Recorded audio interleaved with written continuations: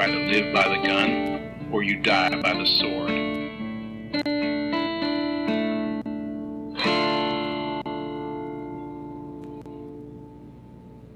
Welcome to the Good, the Bad, the Weird podcast. I'm Nicho. And I'm Chris. And today, continuing our religious-themed block, we sat down to do a movie from a country we've never done before. True. We decided to do the Russian film Stalker. Yes. Which, I know that this was one that you had between this and The Seventh Seal, I think, is the ones that you were in between. Yes, yeah. And we went with this one, and I definitely geared us towards this one compared to our last two episodes. Because one, even though I do like The Seventh Seal, or The Seventh Sign, which I'm blanking on the names, I like Bergman's work, I don't feel like a lot of people that I know at least have talked about Stalker. I actually was introduced to this by my buddy Austin, who lives in Austin. Understandable. Big movie nerd, so shout out to him. But this is definitely one of those odd religious movies. So, for those who don't know, Stalker on the surface is about a dude leading two others to a wish-granting room in an area called The Zone. It's like a fantasy, sci-fi-ish sort of movie. It is very artsy. Mm-hmm. And when you get into it, it's a lot more than like what the premise really makes it out to be, as all of these more artsy side of the Christian spectrum films look like. I think a lot of these films mainly come from like the European side. You don't really see a lot of this in most mainstream American Christian films, as far as what I've come across. Granted, I've seen His Only Son, which tries to do the same thing, but it's overly long for the story that it's trying to portray. I also think that Stalker is a nice balance of artsy and open-ended. There's a lot of interpretation and self-exploration that you can do with this movie that I think works in a way where other, let's very honestly, like more American artsy Christian films fail. Mm-hmm. And I think a lot of that has to do with the audience's engagement in the movie.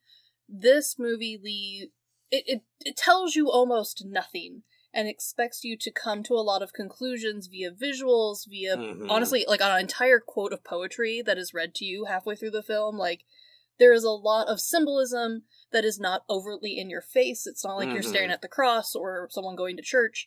It's more of these open-ended questions about love and faith. Yeah, and of the films I've seen by Andrei Tarkovsky, which there aren't many, I think I've only not seen two of his films. I felt Stalker was his most accessible film.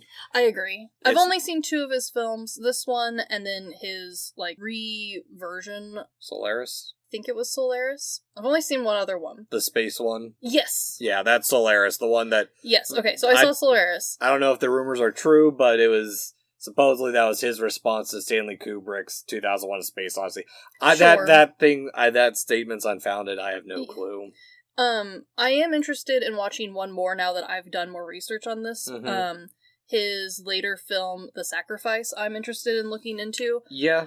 Just because I think people brought to his attention how they interpreted his film in a way that he could not have foreseen because of, shortcoming events that we'll talk about later on. Yeah. But, I think that's I'm very interested in seeing that now that I have done research on this one. I'll let you borrow it, I own it, so... Cool, I would like to watch it. For those interested, most of his films are on Criterion, so that's the DVD that we'll be using as our main source. And honestly, it's probably the most accessible version of the film. It is free on the YouTubes if you feel like watching it. It's considered one of, the great classics now. So it's very readily accessible. However, there is kind of two versions of the movie. The Criterion is the quote-unquote original version. However, later the Soviet film group, I cannot remember their name, they have a very long acronym, and I don't speak any Russian.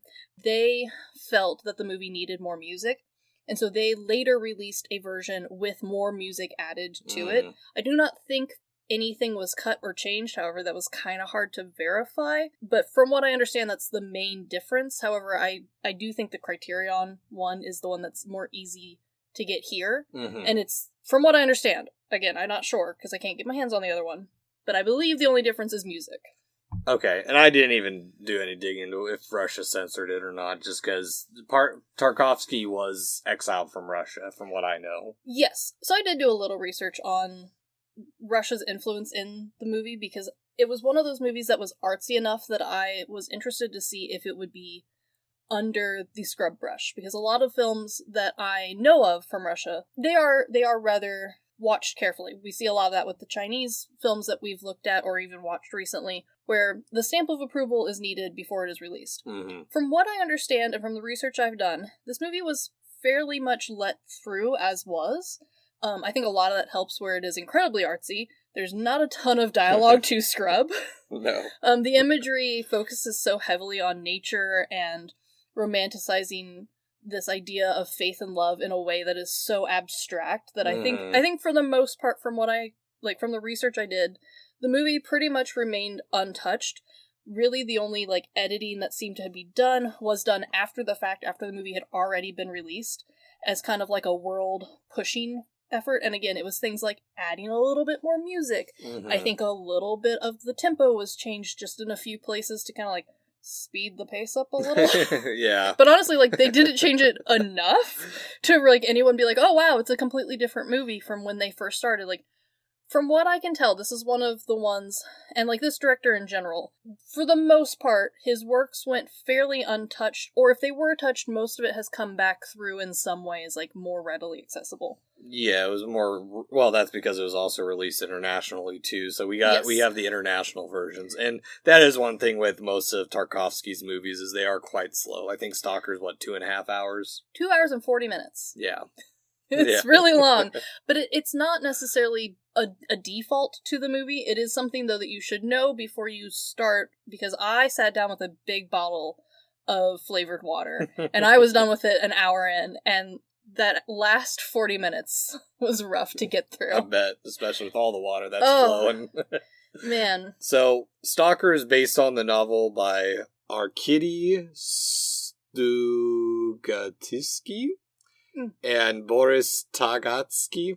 I think so. With the screenplay by both Andrei Tarkovsky, who is uncredited in the poems as well. Mm-hmm. As we mentioned, it's directed by Tarkovsky, but it stars Alexander Kadovinsky, Antonoli Solonitsyn, and Nikolai Grinko. Yes. Our sources for today's episode include interviews with Geoff Dyerzona, a book about a film about a journey to a room. Yes, that one. Interview with composer Edward Antirin, set designer Rashid Sufulin, and second cinematographer Alexander Kanishki, as well as Andrei Tarkovsky interviews edited by John Giavito. Yes.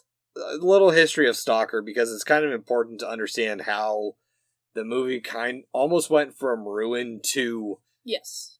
Almost, I'll say, the masterpiece it is. No, it is considered a masterpiece. There are people who consider this one of the top 100 films ever created.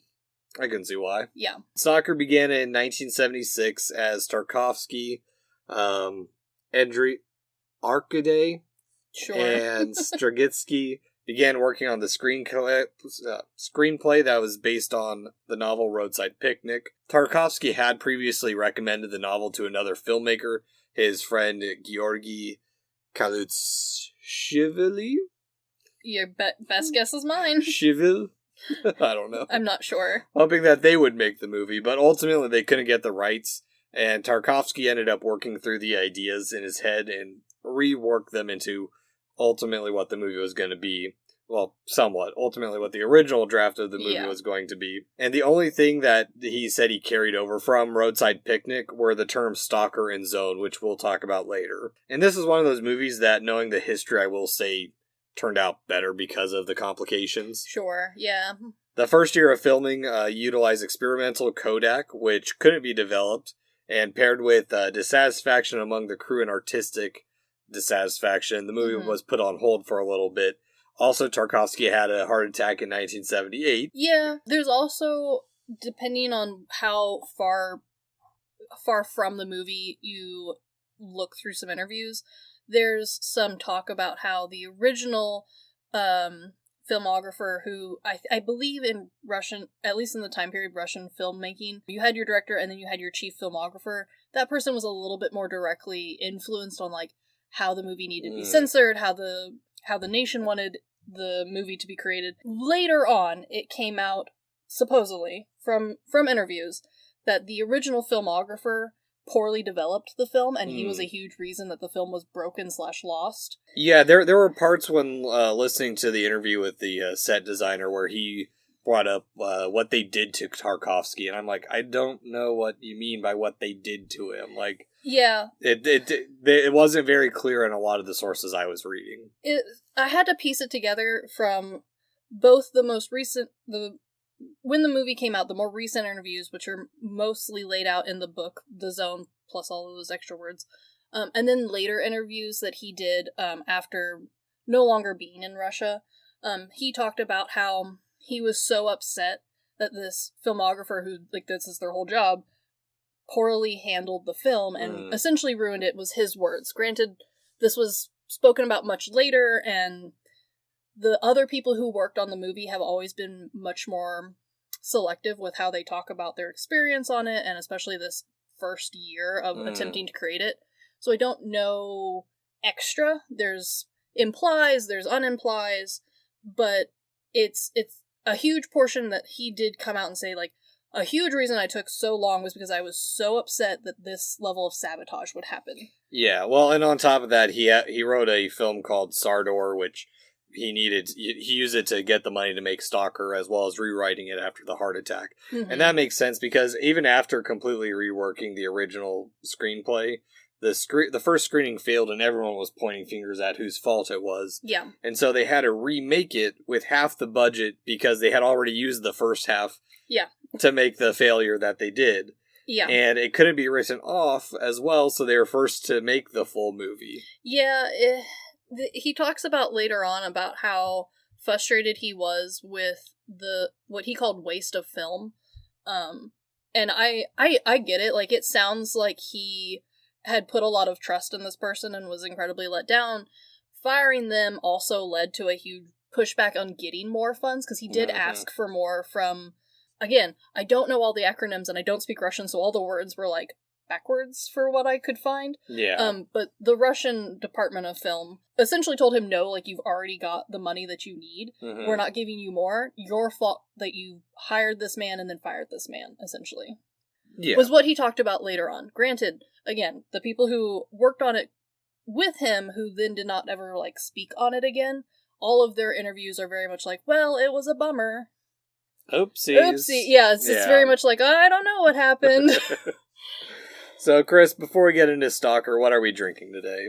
Well, we know that the popular drink in Russia is vodka. However, in the movie, they don't drink vodka, they solely drink beer, and we couldn't get our hands on any Russian beer.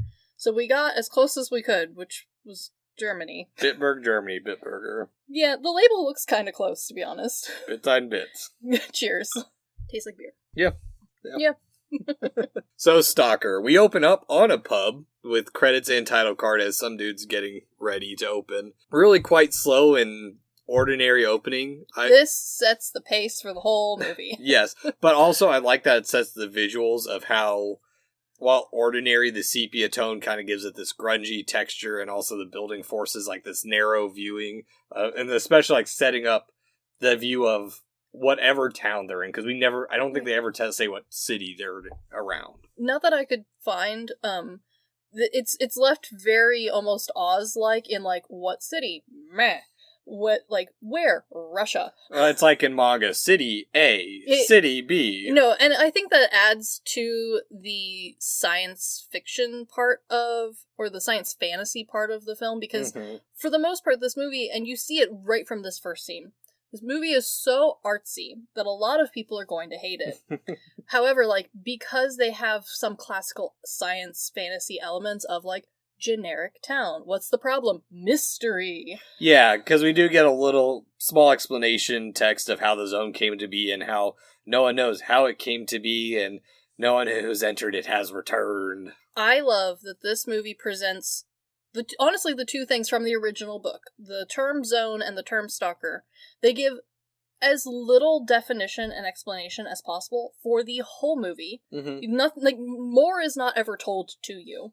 Not really. No, and even in the interviews, when asked why the zone was forbidden in his 1980 interview with Aldo Tassone, he couldn't say specifically if it was because the government feared dangerous desires or for society at large and its stability and self-preservation. Like, he didn't even have an answer for why the zone was forbidden and what was the issues to begin with. No, he doesn't. And honestly, like, it's part of the reason why I'm interested in looking into his later work. Because this movie comes out, I think, like, 7 years before Chernobyl's zone is set. Yes. And a lot of people made this like first jump between the similarities of when Chernobyl is being set up, like how they quickly created a zone, like neighborhoods were told, like, nope, go out, this is where it's going, don't worry about it. Yeah, and then we decided to re-enter and make the horrible Chernobyl Diaries movie. That's true. But a lot of people saw a huge similarity of, like, don't look at the fence, don't look behind the fence, don't even think about the fence. And they saw that similarity with something in the real world that happened so close to it. Granted, he could never have known this. Like, there's no parallel he could have possibly made. Yeah. Unless he's, like, a future seeker, in which case he wasted a lot of talent there. Yeah. But it's partially because of, like, how close this movie is in themes to, and not just in this idea of zone, but later on we'll talk about how there's maybe some questionable site locations where we filmed that may or may not have led to some problems. Yeah. One important thing that's brought up is the second assistant director. When he's interviewed, he's like, yeah, I'm the last person alive. Everyone's dead. And no one has ever directly said why, but there's a lot of connections, and we will get to them as we go through them. When 3 people involved all die from the same cancer, it's hard not to make a connection. Yeah. However, technically, no one has said. But it's also, like, the whole movie, like, the deaths, the filming, the timing, a lot of it all, and then also just the styling of the movie, all, like, add to this theoretical nature of it, which leads to people being like, I have found the answer. This is the truth of this mysterious film. And honestly, the truth was, he liked the 2 terms of a book, and it's like the only 2 things he doesn't explain. Yeah, / some object or thing that gives everyone their wish, basically. But he also, like, barely talks about that, too. No. It's the most vague concept, and I kind of like it. Yeah, no, exactly. And even from, like, talking about the cinematics, we cut to a bedroom with this slow, ever-watching camera angle. This scene is beautiful. It is, but this camera angle itself makes me think of another camera angle that comes down this dollying forward of this kind of watching presence that's zoning in on them. Apparently this is, like, a very, like, stylistically Tarkovsky camera work. Tarkovsky. Sorry. I'm trying my best here. I know, Russia has backwards letters, too. They have backwards letters, and let me tell you, when you don't read real good, Russian names are really hard. Yeah. From what I have seen, from the 2 movies that I have seen, and then also from looking at other people's followings of his work, this is equivalent of the skew or the quick snap that other directors are very famous for. Well, and on top of that, the way he tells the story with the minimal sets also shows that, hey, they're living in a damp house, they're kind of poor looking. It's showing, not telling, especially with, like, the drugs or medicine, we don't know. We don't know. The train, a single bed with 3 people sleeping in it. The wet floor bothered me so much. Yeah. So much. But also, like, this set, it is so artsy in the way that it does not have anything extra in it. There is not a single extra piece of set or prop to be seen. The one piece of, like, thing hanging from the bedpost, like, is used and talked about. There is not a single piece of fluff anywhere to be, like, for you to think up, like, this is the most artsy beginning, and I really like it. It's very intentional without going to reference our previous review on Hodorowski. Yeah. El Topo. Where burying the mother is the symbol of burying your childhood. It's just like... Yeah, I mean, there's plenty of symbolism, but it's very forward, and I also think that this is another layer that adds to the whole fantasy-ness of it. Like, this is not realistic for real people to live in full-time. No. Real people collect things, even if that stuff is, like, things they find on the street. Like, nobody has a big-ass empty wet room with one bed in it and one pair of trousers. Well, they had a nightstand that they keep their medicine they had on, they and water glass. Yes, that's it. And there's 3 people living in here, but apparently the only clothes is the one pair of pants hanging off the end of the bed, which I appreciate that he takes his pants off to get into bed, but it does imply that wife and daughter only have the night dress to wear, and that is it. I mean, but it's such an extreme example. You don't need to fantasize about it. You don't have to question it. It just is blatantly telling you, these are as poor as they come. Yeah, no, exactly. And even then, going from this to Stalker, the main character, because none of the characters actually get names. True. Trying to sneak off, but even his wife knows what's up. It just shows that, hey, it's a small house. He's being sneaky, but he's not really sneaky. Yeah, he's not that sneaky. But also, this part is really good dialogue in getting the family dynamic and history of the couple, or not the couple, the history of the family in a couple lines. Yeah. And we get the setting up of the stalker that, hey, this is what you're doing. You're going to go to prison, and his response is, prison, I'm imprisoned everywhere I go. True.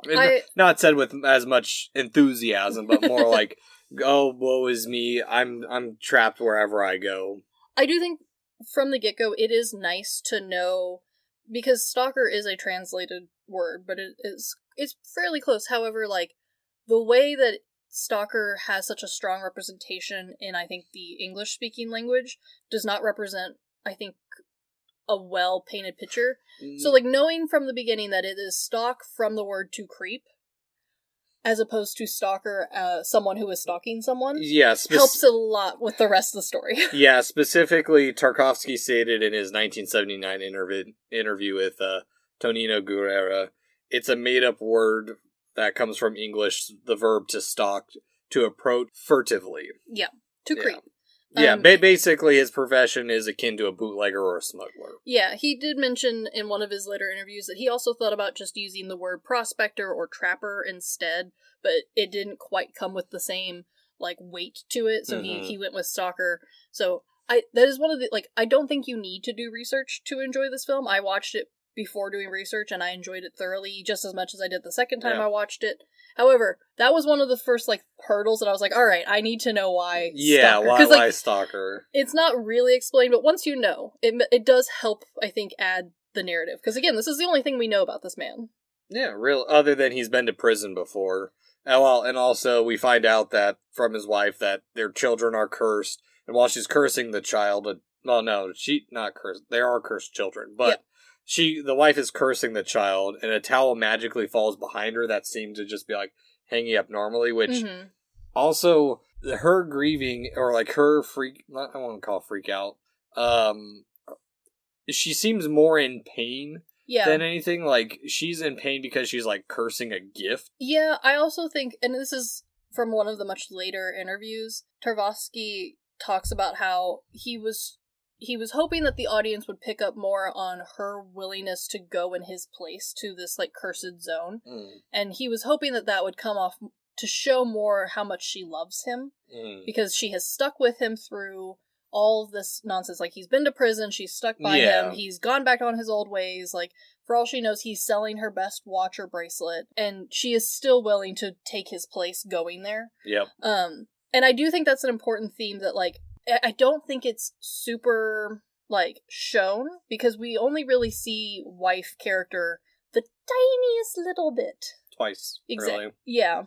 And 3 times if you count scene-wise, but... Yeah, and I do think that now that, I have, heard the director's interpretation of his own film and what he was really thinking and, trying to show, I do get it, and I do see its theme throughout the whole movie. However, this movie is 2 hours and 40 minutes long, and it is kind of easy to forget about wifey. Oh yeah, she's... Especially once we come back to Child, and you're like, wait a minute, I have questions about Child. Yeah, because Child's up in bed, and he's already off, and we get a desolate train yard, and the whole world already feels oppressive. I mean, it's covered in this layer of dust or fog or something. Yeah, everything feels dirty, and the other thing that's important to note is earlier I mentioned how the Soviet film industry added music to this film. There is technically music in this film, but however, they wanted very much the score to be done with synth and with reliance on the sounds to be more important than the music, which is not something we normally see. This movie is sound-wise, audibly, the most crunchy movie. It is like listening to ASMR constantly. And it does work for the movie, especially the black and white scenes. Like, it really comes through how dirty it is, how crispy, how crunchy, how much glass is on the ground, or how much squeaky boards. Yeah, there's a rhythm to it that makes me think of, like, some of Hewling's stuff, and, like, the crispiness, like some parts of Hanatarash's work, like the noise metal or the noise music, where it gets, like, that kind of droning pace to it. Yes. But not as extreme as that. Yes. The music's done by Edward Artemiev? Not sure. But he talks about how when he originally did a full score for it and that was thrown out the window, and he was like, no, it needs to be much more in line with the artsiness of the film. I'm trying to show, not tell. Yeah, he wanted some fusion between Eastern and Western music, but didn't really describe it. He just, it's a fusion between these two kind of different ideals. And so what ended up landing, the few bits that there are music, which honestly, like, you miss the music part over all of the sound, which is kind of refreshing. It does add a lot to this film as far as, like, giving you time and space to think about what's happening. But the rest of it is a very heavily synthed version of traditional instruments, which adds to this, like, science, like, far fantasy future where it's happening in the past, sort of. Where there is no time, there is no place, there is just the zone. Exactly. Yeah. Well, I mean, there's time outside of the zone. There is, but it's sad and depressing. Yeah. And, like, there's no happy people. I do appreciate that. There's not even the restaurant/bar owner seems to be happy or doing well. You'd like Wrist Cutter's A Love Story if you like this. Okay, I will have to look into it. So, we're introduced to Ryder, who's trying to hit on a younger woman. He's suspicious and cynical of the zone from the get-go while he's trying to get her to go with them. Yeah, strange. And this is where we first actually hear the term stalker, even though we've brought it up before. And we quickly go into the bar from the opening, which beginning to deviate and split attitudes about the zone, because we're also introduced to the character known as the Professor, where Stalker is very pious and against alcohol, too. Yeah. Where I do love Ryder's line in this. Alcohol is the scourge of mankind. Let's drink beer. Yeah. That's why we're drinking beer. But Ryder is very much the outspoken and in-the-moment observer, bringing up truths of math and science, and also how truth is subjective. He's very much like a dreamer that we can see why he wants to go to the zone. Whereas Professor is a silent man mostly, which is interesting because it starts bringing into question why he's there as he dodges questions. And Ryder is very straightforward of like, oh, I'm going there because I want to refine my inspiration. Yeah, it's a very interesting, because they also give, honestly, quite a few reasons both ways throughout the whole film on why they are even going. And once you learn about the wish-granting room, you especially have extra questions on, like, why we are going, because from what we know, like, it is forbidden, it's dangerous, and curses happen if you go. Curses happen if you're the stalker, not if you just go. You have to be the stalker to be cursed. True, which still, like, is never really fully explained. You're just, like, kind of, like, told that, and you're like, okay, I guess. But I like that Ryder and Professor honestly have quite a few reasons for wanting to go, and throughout the whole thing, neither is clearly a right or wrong. There's never clearly a good person versus bad person. But they both have opposing reasons for going. So they challenge each other and the audience the entire way. So, like, wanting to know about the science of it all. Wanting to know about the philosophy of it. Wanting to find inspiration. Wanting to just experience something. Yeah, well, and also I think because it gets brought up that Stalker is clearly showing favorites, I think his quote-unquote reasoning for showing favorite towards Ryder is because Ryder doesn't talk. That's just true. Kind of follows. I also think that the favoritism isn't necessarily favoritism so much as one of them actively attempts to kill himself several times by not listening. And as someone who is being paid to smuggle you somewhere, I would appreciate it if you follow the rules. Exactly.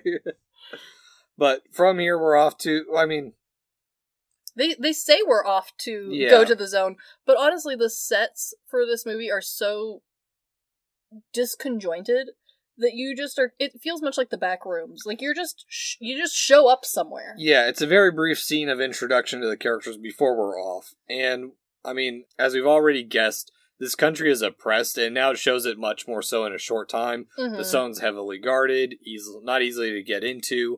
Small sets feel very disorienting and maze-like, with not really building any perception to what the overall area is. We just have gone from home, train yard, bar, to a bunch of cramped buildings of some kind that are desolate. There's no one around them. They're not inhabited other than by military guards. And the military guards don't even seem to really be, like, present. There's, like, a few in a car. There's some, like, tower station that seem to have sniper eyes on a lot of stuff. And then there's, like, a guy on a motorcycle. Mm-hmm. But, like, for the most part, like, there's a clear separation between the military force and then, like, the entrance of the zone. Like, there's a pretty big dead man's land. Yeah. And all this time, Ryder's yapping away at that. He doesn't even know what he really desires. He honestly does not shut up. And it does help because, again, there's not a lot of music happening. It's a lot of just crunching paper and glass on concrete noises. Mm-hmm. And some very artsy shots of, like, you're not really sure what's happening. There's a lot of mention of danger. There's a lot of implied danger, but we never see a ton of danger. There's a couple of scenes where we get shot at kind of briefly, and, like, maybe someone maybe sort of gets hit, but then he, like, brushes it off. He's like, no, I'm fine. Don't worry about it. Well, they haven't even been shot at yet. I mean, they do eventually get in, which the guards, you think they do a better job knowing that this is how people sneak in. Like, they just take a car. There's a big-ass car, too. Yeah, and drive it behind a train. That's all they do to get into the zone. Yeah, this is... Okay, but this is something that a lot of people complained about when this movie came out to worldwide critical responses. A worldwide critical response, especially before knowing a lot of the interviews and stuff, which I do think if you're going to be a critic, having that information does help. But a lot of people mentioned that the biggest complaint they have is that there's no real danger in this movie. The closest we get is a couple of shot fires once we get, like, actually into the, like, entrance area. And honestly, like, they, like, squat down a little bit and they're fine. Like, there's not, like, any duck dodging and rolling. But isn't the most dangerous thing what your mind perceives? See, if you're gonna be artsy about it, then yes. However, a lot of people's complaint is this movie does not ever actually show danger. It is left to the audience to figure out what that should be. Like, there's constant mentions of traps, and the military is heavily guarding this area, but again, they just kind of, like, waltz in there with a big-ass military-grade jeep. Yeah, no, exactly. But, I mean, you're right there, because, like, the danger is, even Stalker says, if someone gets shot, leave them, we'll come back for them later.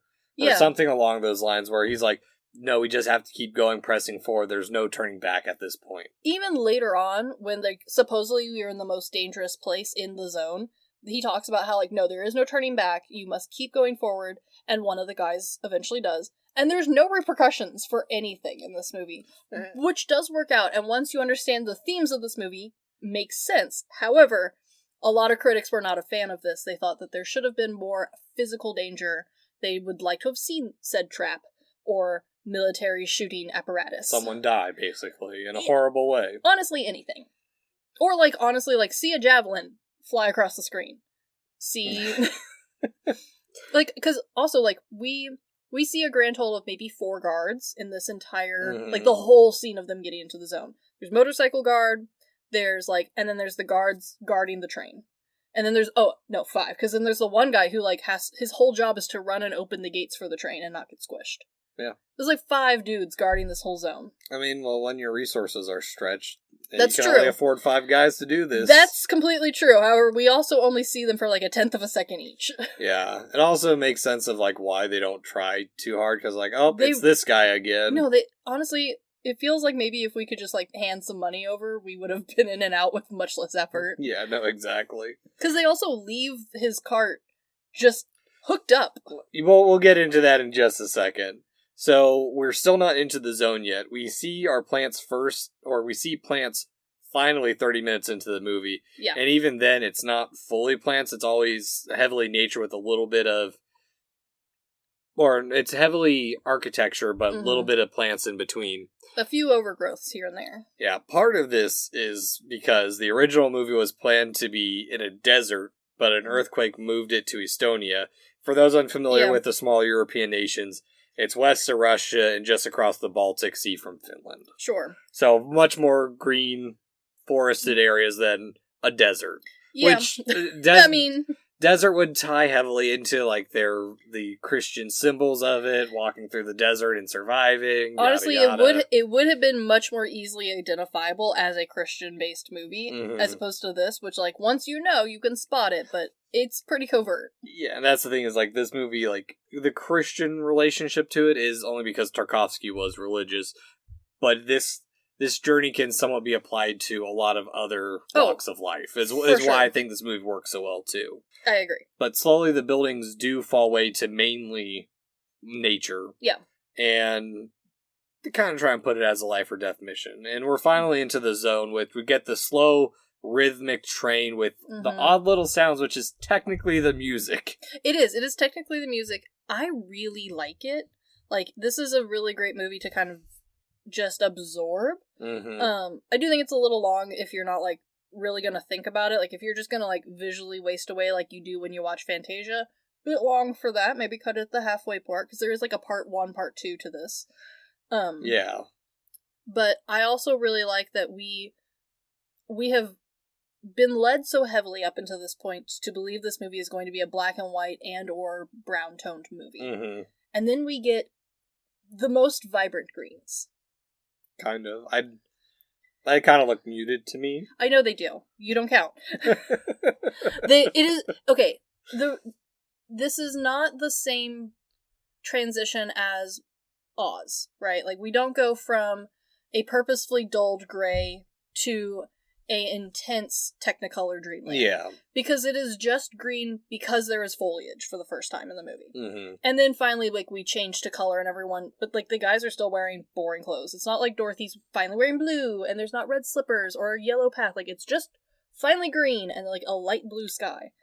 Which looks so bright compared to the dingy, like, even if the, like, first part of the movie had been in color, you know what color it would have been. Brown and gray. Yeah, it's not like the transition from Sweeney Todd where all of a sudden we've got a beach scene. It's Yeah, so bright. There is no beach scene. This is as close as we're getting, and I kind of appreciate that not only is the color in this movie used as, like, the symbolic, like, oh my gosh, look how wonderful nature is and all that, but also it just kind of overemphasizes how dull the rest of the world is, minus the zone, which, from what we know, is the only green place left on Earth. Yeah, it's also taken us 40 minutes to get to Yes, the it does. zone. Yes, it does. I also would like to appreciate that the zone is not some, like, foreign-looking place. It is very much just, like, a standard Russian-esque landscape from what I've Google mapped. There's pretty standard trees, some standard overgrown grass. Looks like a standard field. It's not like fig trees and apple. Like, it's not this overly wonderful fantasy land. It's just normal land. Yeah, and while we talked about the movie being relatively slow, that little bit of action, we do get a nice little reprieve from it with the beauty and the stillness and the little bit of, like, silence of the decay of everything around them. Because there's ruined cars, there's power poles, there's still symbols of civilization within this movie, or within the zone. And also the sound, I'm going to call it soundtrack, because that's what they thought of it as. The soundtrack has also moved from mostly crunching glass noises and, like, paper noises to heavy bug noises, like a lot of cricket chirping, there's some background birds singing, and then also a lot of grass rustling noises. Again, very ASMR-y, it's very nice. And we have this very long panned zoom of showing the landscape, showing the ruins of what's left of humanity and civilization into the characters' faces. And it is one of the most beautifully shot scenes, I think, in cinema history. It is gorgeous, and partially because, A, I have yet to use the restroom in this film, but also it is such a big flip from what we were just in, how little growth, how little life happiness in general there was, to this, and the way it is done is not over the top. There's not a big orchestra scene, there's not extra flowers anywhere, there's not even crazy camera work showing anyone singing or dancing. it is just a constant zoom, and you do get emotional. Like, there is an emotional weight to it. Even if it's not the same style of emotion that, like, a big movie today would do. Well, I think part of it, too, is because Stalker kind of goes off on his own. To just lay face down in the grass and pretend to smell what used to be flowers. Yeah, and I think that's what really drives that, because while he's doing this, we get history about the zone, where we get our first reference to Porcupine, who is a previous stalker, and vague notions of the peculiarities of the zone. We're never told what the peculiarities are. No, they're just there. Don't worry about them. Yeah. But the movie is so simple in just giving you enough to build on, where clearly the people who are the stalkers are known by the government, obviously because he's been in prison for doing this. Yes. And this is where we find out that the children of stalkers have mutant children, so there's enough time in Children Born to establish a pattern of like, hey, these people who go into this zone and guide people here, they're the ones who come with mutant kids. And now you see the even heavier influence that people made between this movie and Chernobyl. Mm-hmm. Yeah, exactly. And we also learn a little bit of history of the zone, too, that it was a meteor or something, and then people began to vanish. I really appreciate that this is pretty much all spoken between professor and writer, so you do get kind of this, like, well, it was a meteor, or something, you know, could have been aliens, I don't know. Between these two people who are, they both, like, they have yet to get on each other's nerves, for the most part. And so, like, they are both trying to be serious with each other, and just, like, kind of talk through why this random man that is, like, their only lifeline to get out of here is now laying face down in some dirt. Yeah, and, well, despite it makes me think of Color Out of Space a little bit. Yeah, no. It does make me... It's an interesting tie between, like, what's actually happening and, like, the urban legend of what the Stalker is and what the zone is, like... It's that story of, like... the legend is, like, a huge part of this. Exactly. So it just makes me think of any of those urban legends you've heard as a kid of, like, someone somewhere did this horrible thing. Yeah, that's why the lot at the end of the street is haunted sort of nonsense. Yeah, exactly. No, 100% it feels like that. And I think it also adds to it, because when Stalker does come back at the end of the scene from laying face down in some grass, he talks about how this place used to be full of flowers and the porcupine mowed them all down pretty much. Yeah. And how... even though they've all gone, you can still somewhat kind of smell the flowers, even though they're all dead. There's some coming back. I can't smell them, though. Yeah, it's the cycles of nature, it feels a little bit, too, where... And it also feels wrong, like, you can smell where there aren't flowers, but you can't smell the flowers that are there. Well, and it also feels a little bit, as far as we know, sacrilegious for Stalker, because Porcupine came in and kind of defiled this place that's supposed to be void of human activity, basically. Sure, because when they roll in, that's one of the things, like, that's one of the lines that really struck me, was they get off and they jokingly go, wow, you know, 3 guys can't mess all this up in one day, and I think it's Ryder who goes, well, we can try. Yeah, well, that's a good nod to what's gonna happen. Yeah. And yeah, they send their cart back too, and they're like, no, we don't come back this way. Yeah. One of the peculiarities of, you don't go back. It is very backroomsy without being as overly, like, mystical. But further into the zone we go.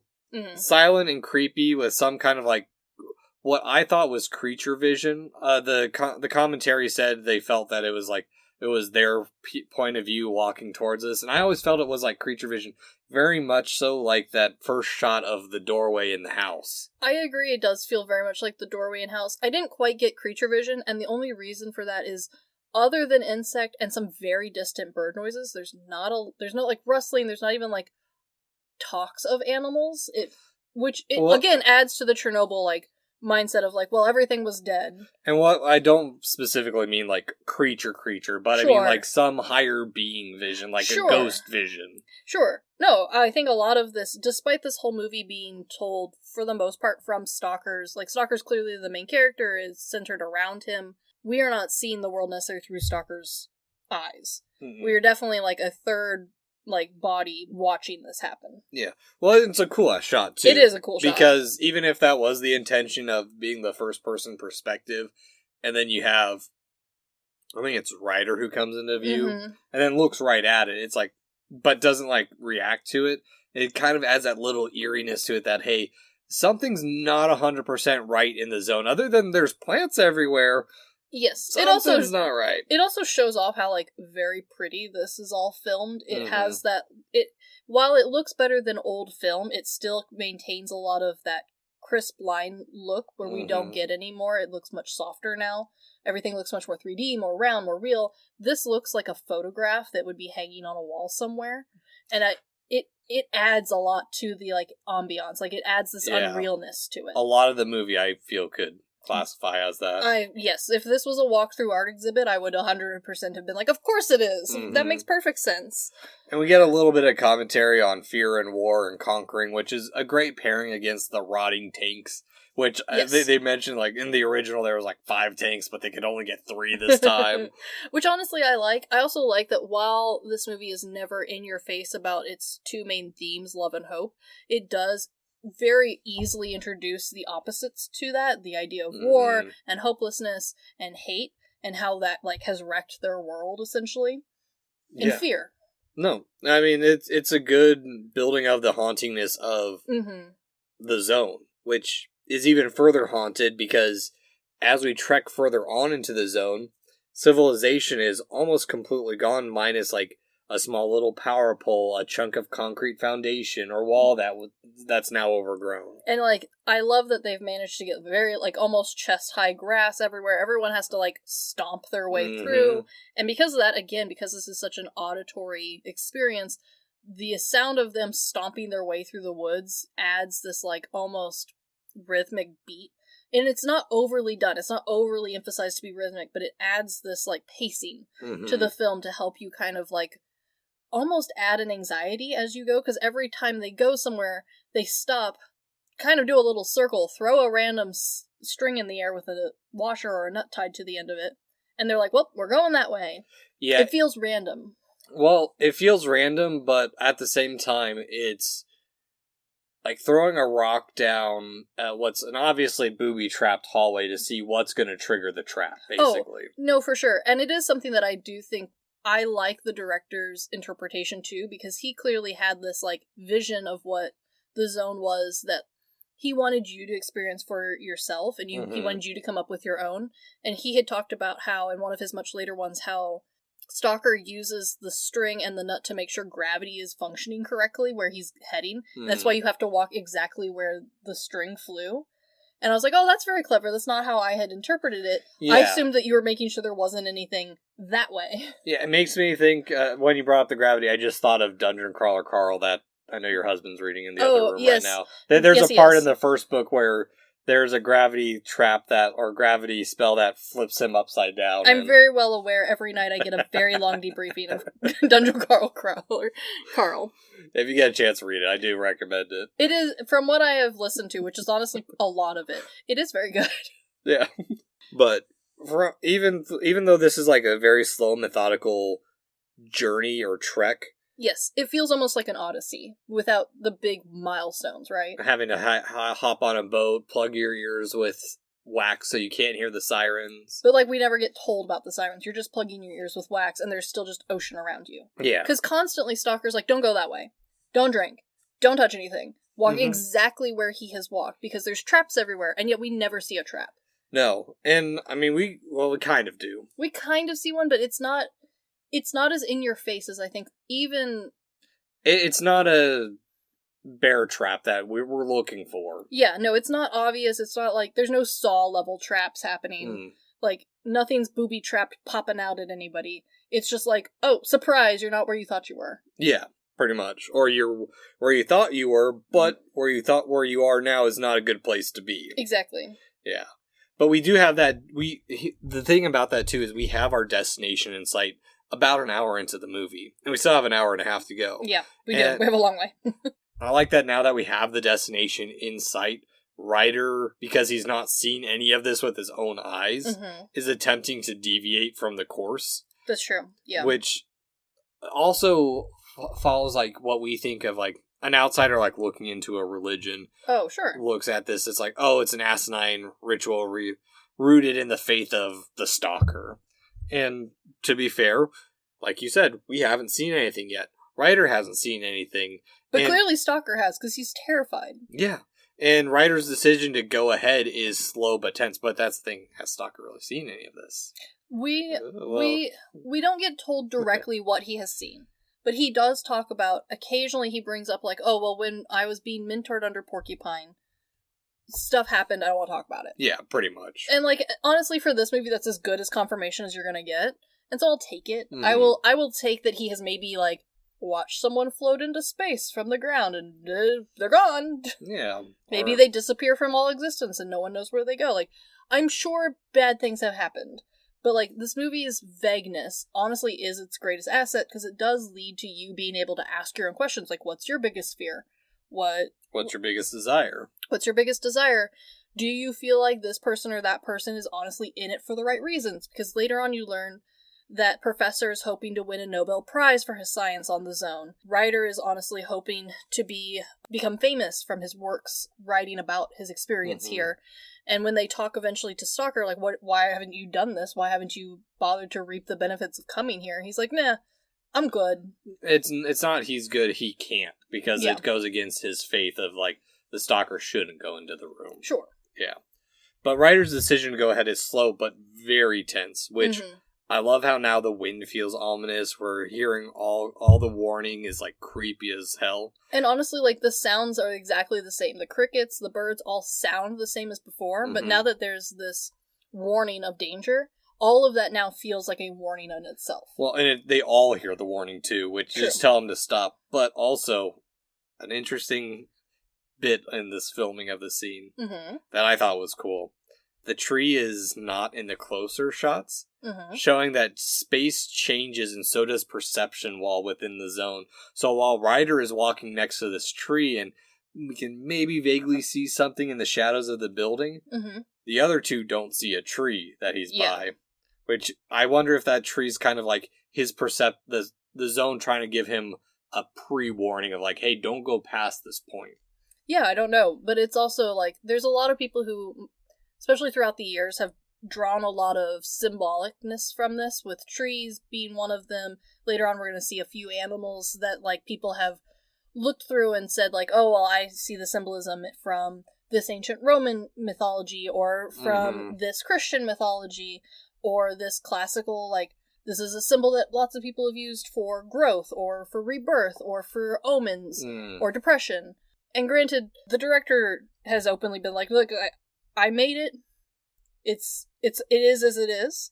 I've explained to you what I can. It's a movie about faith and love. You take it from there. So where some of these symbols, like, I think are good for people to grab, I think that's part of an artsy movie, is for you to come up with your own inspiration. However, like, that's also, like, part of the fun, is if someone says, like, the tree to them is a blockade, the tree to them is a blockade. Yeah. You know? The line in the sand of the zone. Exactly. Yeah. But also in this bit too, even though like Ryder comes back, he's like, why did you stop me? And they're like, we didn't say anything. It's like, yeah, this is all on you, man. This is like the only like the first time we've seen something strange happen. And it's filmed in such a nonchalant way that like, honestly, it doesn't even feel like that much of a threat. It just feels like, well, I guess he probably would have just been gone, right? Yeah. We also forgot to mention that Stalker does get a little pissy, pours out Ryder's booze and throws a chunk of iron at him because he's trying to deviate to begin with. That's true. And they do make a big deal about it, like, don't be throwing iron at my head, asshole. Yeah.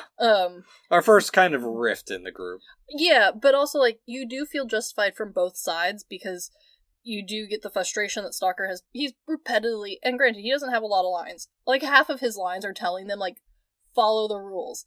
Follow what I say, and you stop touching shit. Yeah. And most of the dialogue is from Ryder, who won't shut up. But he also brings up good points. Like, he brings up good points of, like, well, why is it dangerous? What is scientifically happening here? Is it, like, a warp in time and space? Is it, extraterrestrial? Why are they guarding it so much? Like, he brings up all these really good points that you are also questioning and would love to know the answer to. So, like, you see both sides of this, like, problem. But at the same time, like, everything feels so tense. Yeah. And also we see a change in Stalker, who, as we get further and further into the zone, is visibly more and more stressed, even though, like, The man is sweating bullets at some points. Yeah, at times, like, it's almost like the zone is a drug to him. Yeah, definitely. And it gives him a release and initial comfort, but it also begins to consume him while he's in there, and then also while he's away from the zone. Yeah. It's also consuming him that he's not within the zone. Yeah, definitely. Yeah, and they also bring up that the moment humans appear, everything about this place begins to change, which is a nice way of poetically putting our impact onto the natural world of everything changes once we start fucking with it. Oh, definitely. And also we get a little bit of questioning behind the good and evil, and or killing being good and evil, and Stalker not having the answer, which is showing his blind faith is like, I don't have the answer, I'm just here as the guide. Kind of prophet-like, and I don't have the answers, but we'll get you to the answers. Yes. The director talked about how Stalker really, for him, represented this blind faith. And the faith being a huge theme of the movie is where the professor and the writer have faith, but for two different reasons. One wanting this to be inspirational faith, and the other wanting this to be proving of his faith. Stalker just has it to have it, and that's why he is Stalker, and the other two aren't. And I do think that this scene is like a really good explanation of it, because later on we get more philosophical on like what is faith and like how does faith exist. I think this is a really good like introduction to what the zone sees as faith. You have to believe in the nuts and the string, follow them. Yeah, pretty much. And also there's a nice little nod to that, hey, the zone's changing, and because humans there, the building is now obscured by a fog, which is a nice little touch as we move into part 2 with a little poem of life and death and being flexible in life, which is interesting because the Stalker is not very flexible in his own faith either. No, he's not. Yeah, and it's always the forever progress, never go back. Maybe you gotta go underground. Yeah. Yeah, it is a nice poem. It adds another layer of thought that I think a lot of people looked at separately from the main themes of the movie of faith and love. And I don't think that's necessarily wrong. I think it brings up a lot of good points that are like part of living in a world, right? But it is also like, it is not a quick little like 2-line poem. This is like a full stand-up presentation poem. And it's also a little awkward because we are given the poem almost directly eye contacted to the camera. Yeah. And like, don't get me wrong, again, the cinematography is beautiful. It goes on for a little bit, though. It goes on for just a little bit. Yeah, but you could say that about almost every scene in this movie, is that it goes on just a little bit too much. It is, and that is one of the complaints that a lot of critics also had, was they felt like maybe some extra cutting could have been done to cut down the time just a wee bit. Got a few seconds here, a few seconds there, and you're down to 2 hours instead of almost 3. Yeah, and don't get me wrong, I appreciate the long, drawn-out shots. The poetry for me is kind of like just like a hair overline. I enjoyed it. I enjoyed that it was like right at part 2 because I had paused it, I had got my little snack, I had used the restroom, but at the same time it felt so different than the rest of the film. I was surprised that this wasn't the part pulled from the book, because it felt so separate from the rest of the movie.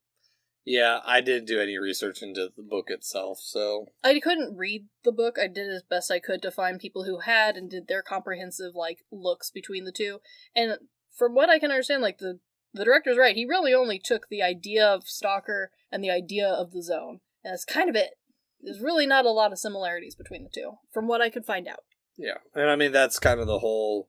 I mean, that's any movie of calling, like, it's the Holy Grail and, like, Raiders of the Lost Ark, or is that Raiders? No, that's, Last Crusade is the Holy Grail. Yeah, that one, where they have to go to these places, these dangerous places... Sure. To get to basically what's the MacGuffin that's going to solve all their issues. True. It's just, now we have poetry.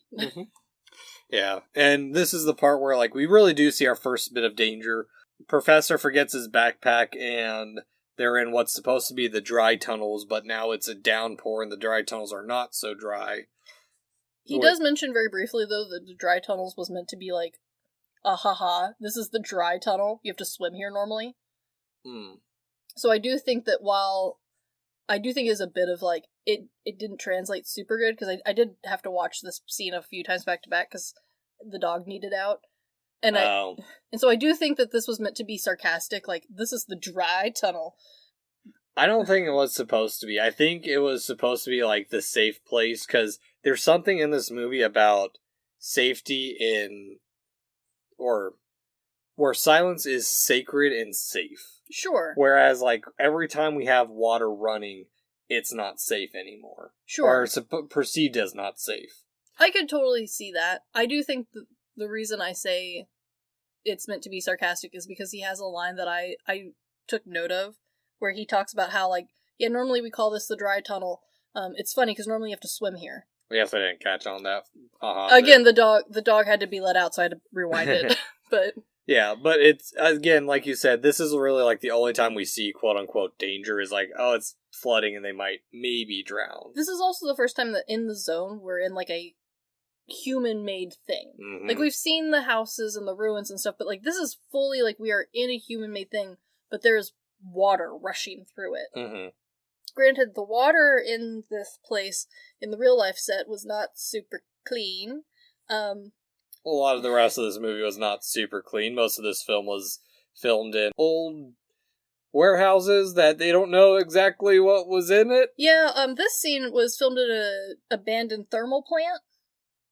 So with a lot of the cast and crew point to the thermal plant and the water treatment plant in a slightly different scene as the two, like, probably shouldn't have been standing in that. This scene looks cool. This scene probably gave everybody cancer. Yeah. But eventually they do make it out, and Professor is safe, which, here's the other thing, too, that I think is interesting, because eventually you do find out Porcupine went into the room and then hung himself the next day. Yeah. Which, Porcupine's route's no longer safe. No. Which, I think it's partly because, one, he went into the room, maybe also because he chopped down the flowers, but maybe it's his, like, the punishment of those who followed in the ways of Porcupine and went in the room. It's like, the zone doesn't kill them in this portion, but it's the zone's warning to Stalker of like, hey, Porcupine's routes aren't good for us anymore, man. That's true. The director talked about how Porcupine was meant to, like, be the pinnacle of losing one's faith and love in the world. Mm-hmm. Which I get, like, you know, hanging yourself is the ultimate loss of faith, I think. There is no tomorrow. Just suicide in general. It's not so much the hanging symbolic. It was very symbolic. But and also, like, he has staged this in essentially, like, the natural chapel of this world. And so the director talked about how he felt that Porcupine's deceit to the zone, because the zone he saw as a sentient thing in and of itself, and how it had also lost faith in stalkers because of Porcupine's action, and how you had to rebuild that a little bit. And it was an interesting take. I don't know if I necessarily came away with that conclusion the first time I watched it. I definitely saw it more as like, the zone is always a bit hostile, and Porcupine just really fucked this up for everybody. Yeah. But, like, I can definitely see that interpretation of, like, having this be a two-way street. Yeah, I agree with that, too. I think that's what I love about this movie specifically, is it's so interpretive, and from the other Tarkovsky movies I've seen, it's much more accessible than I'd say Mirror. Mirror has some pretty shots to it, but Mirror is very, very difficult to understand or read at all, and I still don't understand it. Whereas, like, Sacrifice is... I'd say Sacrifice is also just as accessible as Stalker. Sure. And then, like... That makes sense. I think you'd also appreciate Nostalgia. Nostalgia has some really, really cool architectural shots that you will... I do love an architectural shot. But this is also where they decide to take a little bit of a rest. Such uncomfortable resting spots, too, but... Also, not just uncomfortable resting spots, Stalker rests in the most uncomfortable place known to man. Face inches from the water. Well, here's a couple things I think with that, too. So, Ryder, who is talking a bit too much... He does. He talks a lot. He talks this whole bit. He does. Goes to sleep on something soft and cushy, something tangible. True. Whereas Professor sleeps on something solid. He does. Goes to sleep on a concrete slab, kind of. Slab, like, or some rock, something like that. Or like the side of a tunnel or something. But Stalker gets down to earth, like he's in the mud, in the dirt, in the water. He is as close to being absorbed into the zone as possible. Yes. I also think that this movie does, like, if you are looking for it, there's a lot of metaphors with water that you could go to. There's a lot of talk about how, like, oh, this is near a stream or a river. You see the impacts of that going through the natural world. Stalker seems to be drawn to water in general, like he chooses to sleep, again, millimeters away from drowning himself in a small shallow puddle. Look at his house. He's got a puddle always on his house, I guess. The reason his house bothered me is not, because again, this is beautifully shot. It bothers me because he has a wet-ass floor, and that's not necessarily the thing that bothered me. He then puts his pants on and drags his only pant legs through the big-ass puddle of water, instead of sitting on the side of the bed to, like, put them on and pull them up high enough to keep his pant legs from being wet. And I'm sure if you were looking for it, you could make a lot of symbolic, like, connections between him and the water and how close he is always to it, and yet he never seems to truly interact with it. Is your dislike of the jean scene because we were 90s kids and we all had those baggy pants that 100%. always dragged through water? The bell-bottoms I had in middle school and high school could have... They were like 5-pound weights on each leg by the time I made it to school. I think it's not so much that he does it, it's bad memories for you. Yeah, it's like watching other people put wet socks on their feet. It doesn't matter if they enjoy it or not. It's you know what that feels like, and it's a bad feeling. But also, like, in this scene, it is a very calm and still water. It's got beautiful green lush moss around it and beautiful grass, and like there's a few flowers here and there. And we also get our first visual of an actual animal in the zone. The dog that comes back in sepia for like a fraction of a second of this movie. Half a second. But we also get this bit where Stalker's talking about how he's brought as many people as he can, but not as much as he would like, all seeking happiness.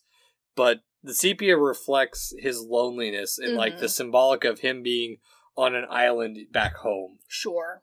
Yeah, definitely. Like, even though he's brought these two people, he's still alone in the zone, really. True. One wonders if he had brought his wife, if that would have changed anything for him. But at the same time, like, he seems to feel like this place is so sacred, he can't even share it with them. Mm-hmm. We get cool shots of, like, the water that starts from nature and then goes into religion and then strays further away as we get into relics of war. And then finally back to Stalker, kind of like this passage of time of... It's almost dreamlike in the way that this happens. Though it's definitely not dream, because we do see a dream scene later and it's shot very differently. This just seems to be like a telling of the world. And this is where we get like probably some of the most dialogue from Stalker, because he does wake up and starts preaching about the meaning of it all, which I think that ties so well into like the idea that this shot before with the sepia, which is the reality that sepia, I think, in this movie is more the reality than the zone is. The zone, like I said, is like that drug where this is his breath of fresh air. He's seeing the world in color, whereas like otherwise the zone itself would be drab and gray if he didn't believe in the zone. Sure. I think it depends on how you're interpreting it, and that's the fun of it. Yeah, and so the dream being in sepia leading him up to the zone and waking up in it, preaching, I think that ties quite well into it. Oh, sure. And if you're looking at it from like a religious standpoint, like you could definitely make the connection between having the faith be with a full color and him not having it as intensely as he'd like. He lives his life in, at best, a brown-toned world. Now we're on to another sewer. Yeah, there's a lot of sewers. Again, probably gave everyone cancer. Yeah, all kind of on board for the danger, which also the testing of these areas makes me think a little bit of like the shoe and Cube. Yeah, it does. Again, this there are elements that make this film undeniably a science fantasy sort of film. The testing of the world, the emphasis on humans' interaction with this like mystical thing, but it's shot so artfully that you can't just solidly be like, yes, this is a science fantasy movie. No, not... Yeah, it's just... It's very self-contained. Well, and yeah, this movie was marketed as kind of a sci-fi movie, and it's very loose, I'd say, in the sci-fi realm. In the science part. Yeah. It's very loose in the science section. Yeah. But this shot is really cool, too, because as the tunnel curves, you don't see the end of it until, like, the last couple shots. It is the unknown, and it just kind of goes off into that cool perspective of nothingness. And this is also the scene where we really get re-emphasized that throughout this whole thing, while Stalker has been the one picking where they go and keeping them from danger, he never goes first. No. He always sends one of them first, and this is like the epitome. Like, this is the scene where if you weren't noticing it before, you will notice it now. He makes them draw straws, and he won't draw. Yeah, this is the only... I mean, like, he sets it up so that he will not be going first. Exactly, and that's where we get the favoritism between Ryder being a little annoyed that he's the one who's always going first, and it's never Teach you Professor. to talk too much. Yeah, no, exactly. But also, there's a cool part in this scene, too, because it's silent up until water starts dripping, and and it's a loud drip. Yeah, and this is where I started thinking of, like, okay, maybe the silence is sacred, and the water is kind of like the warning of, like, hey, it's not great here, because also at this part, Ryder pulls a gun, like a person afraid to take that unknown. Like in horror movies, like when someone goes into the darkness and they don't know what's out there, they pull a weapon to protect themselves. Yes, and Stalker even, like, I think there's a quick line where he talks about, like, what are you going to shoot? What is there to shoot but me and Ryder? Yeah. And you. Yeah, put it back. Just leave it. Yeah. It's a relic that doesn't need to be part of this world. Yeah. Or part of the zone. And eventually they do make it through, which... Honestly, a lot of their conflicts do resolve rather easily, but the tension between that conflict is never fully finished, and I think that adds a lot to this movie. It makes it feel much more mature than if there had been like well, you pulled a gun, but everything's forgiven. Like, there's not really a forgiveness happening. No, it's just like, hey, you... Well, it feels like everyone's having to convince each other to do things. There kind of is a little bit of forgiveness given. Oh, I mean, for sure. He doesn't just leave them anywhere. Because right after, like, this is the part where they have to crawl through water. Mm-hmm. But after that, they're in a room that's just full of the desert. Or full of sand piles, which is one of my favorite shots in this whole movie. Yeah, it's very cool. Where Ryder almost dies, as far as we know. But that's what we're told. But Stalker turns around and he's like, no, you're blessed by the zone. There's a reason you've been living. Like, even though that you should have died before pulling a gun in what we learned that the tunnel is called the meat grinder. Yeah, which is not a great name. Doesn't really give a whole lot of sense of happy fun time, safety. Definitely feels like maybe we're all gonna die. Yeah, it's also Ryder's coming to Jesus moment, basically, where he's like, well, maybe this isn't what I want. And it's kind of where he starts building up his doubts of this area. And honestly, it does kind of make me think of walking through the desert for 40 years, too. Yeah, no, and I mean, just symbolically, like, having that, like, desert in front of you, that impossible odd, to get to, essentially, a magic wish is always going to be, like, the great step in a fantasy novel, right? Yeah, and we also get a little bit that, again, building this world as we're going, instead of explaining it all up front. There's a bit that Stalker says that Porcupine sent his brother in first, and his brother was torn apart, but he was so sensitive and gifted, which is interesting because, like, this is the real, like, bit that we've got where it's like, well, wait, this maybe Stalker was there and saw this. That's true. And maybe this is why he's afraid to go first in everywhere, is because he saw someone who was gifted and possibly sees himself as gifted. Sure. But we don't know what was going through Stalker's brother's mind, whether he was truly pious or whatnot. That's true, and it also, like, really helps solidify that, like, something happened to Porcupine, and, like, this very well could have been, like, the last straw. Like, they have seen bad stuff. Because he talks about how, like, he trusted Porcupine. Porcupine is not some, like, random evil, like, bad guy who just has nefarious purposes because they're evil, mwahaha. This was a guy who, like, lost it, essentially. And, like, yeah, this would do it, wouldn't it? Like, you told someone who you're pretty certain is gonna be fine. They're gifted, they're talented, they've been here before. They go first, annihilated. Yeah. No remnants of them either. Like, yeah, just gone. We haven't, and that's the thing with people supposedly dying in this zone. We have not seen any skulls. We haven't seen bones. There's not even really, like, tangible symbols of death. The one that people have, like, gone back and forth on is the dog. Some people see it as a black omen of death and how it comes regularly to Stalker and then leaves him. Others have seen it more as a depiction of depression and, like, it's Stalker's emotions constantly, like, coming up on him, especially when he's, like, alone or trying to sleep. Others see it more as just, like, this idea of reaching out faith and, like, reinvigorating that with him. And some people just see it as the zone, trying to reach out and be like, hi, welcome. I see it as Stalker sees himself as a one-man wolf pack, you know? Sure. Hoping to find a group that he can feel a part of. It is the most stereotypically shaped full black German Shepherd. So if you were going to be a stupid alpha person, This would be the dog for you. Oh, God. It's not even like a big, burly, like, wolf-shaped dog, so you can't even, like, definitively be like, this is a Grimm. It's just an all-black German Shepherd-ish shaped dog. So you can, like, a lot of people have seen it as a bunch of different things, and some of that was, like, the depression or the loneliness that he feels here. Because what shows up the most when he's, like, in his own thoughts or in his own, like, space. You mean the one time we see him alone in the zone? Yes. A lot of people clung to that.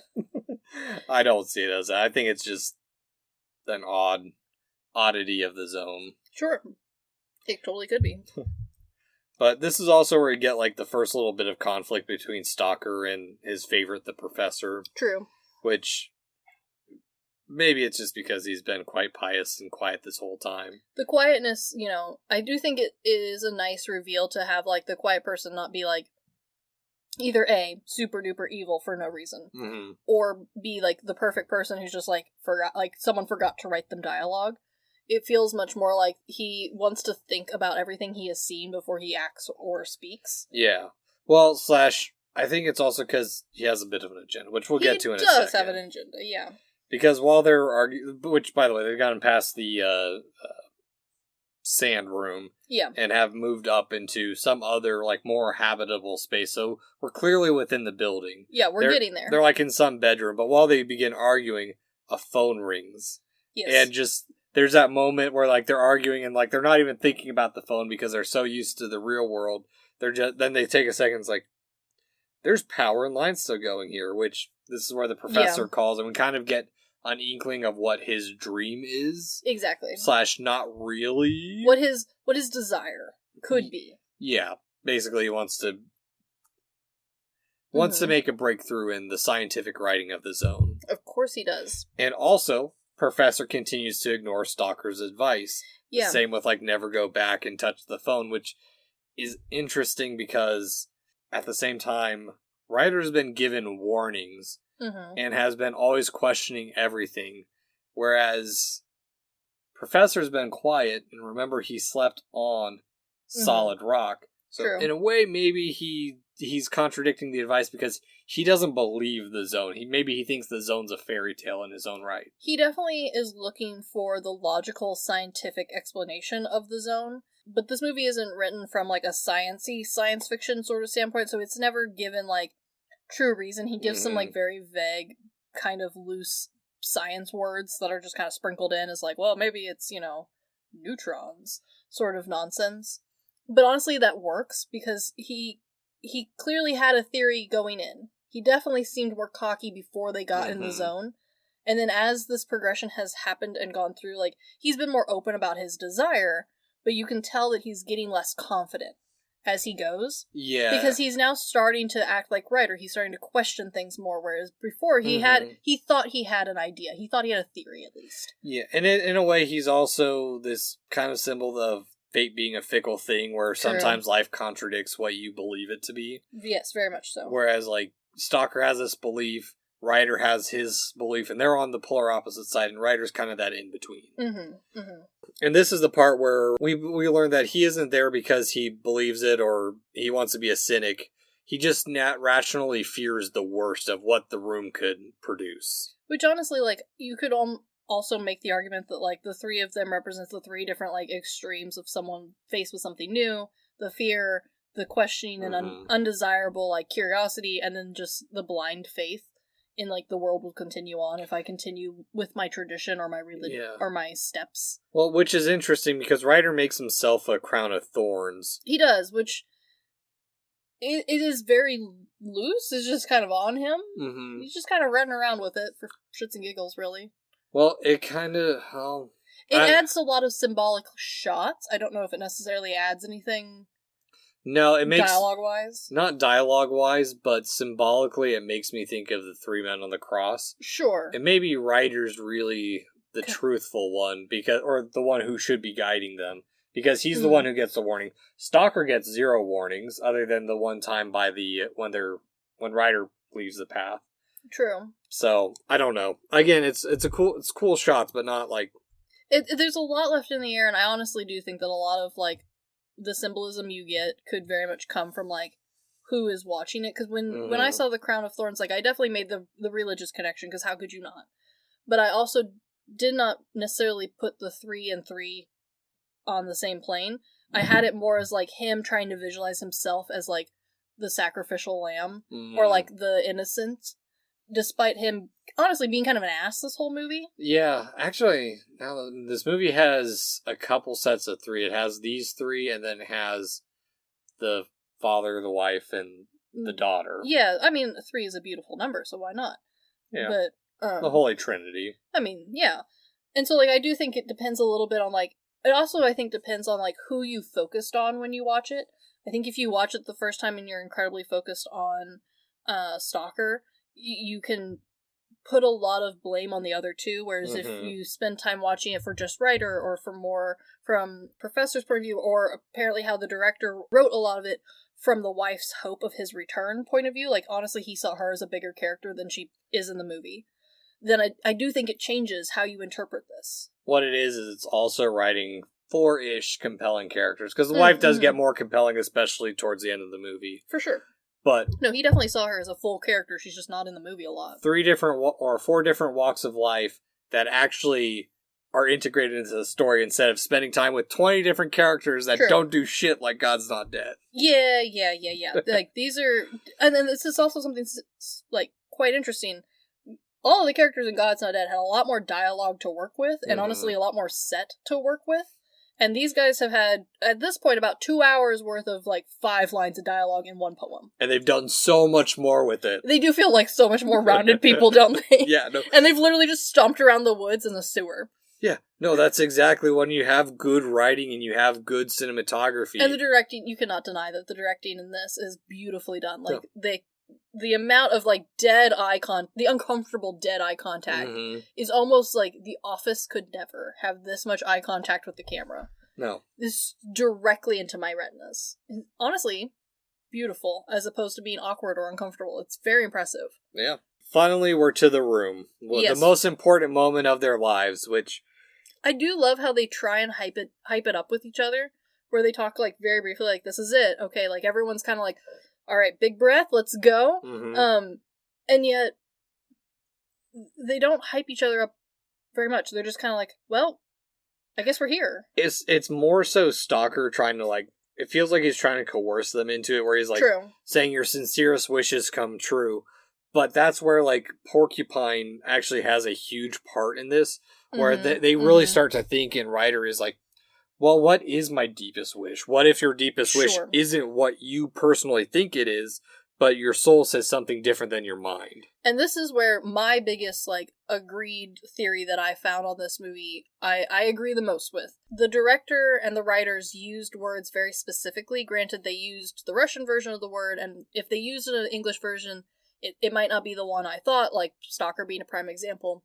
They specifically say wish the entire time, and then occasionally they will say desire. Okay. And it's always at a rather poignant part of them thinking about their wish, right? Like, it's always like the room grants a wish. It grants your greatest wish. And then when they get around to it, they're like, well, it's really more like desire. And so a lot of people latched onto that, and I agree with this. This is, for me, my personal theory, is that the room does not grant wishes, it grants a desire. And you don't know your desire until it's already been given to you. Yeah. And that desire might not be what you actually want. And it's like the human condition, right? Like, you can't control your thoughts every single moment. It's like as a teenager flipping through the internet, exploring, and finding a video and being like, well, I guess that's my shit I'm into now. Yes. A lot of people took it as that, like, you could say out loud, you might have thought, like, this is the wish I want because this is what's best for humanity, or best for my family, or best for me, but your, like, deepest, darkest desire might be something that the room latches onto, and it is not actually something that you wish for. Yeah, it's a big leap of faith, which... Exactly, and I think that, for me, that is my biggest, like, that is my theory that, like, that's the backbone that controls the rest of mine. Because it does match so nicely with the director's, like, talks of faith and love, and how, like, if that is the backbone when you walk in, then you should be fine. Should be. Should be.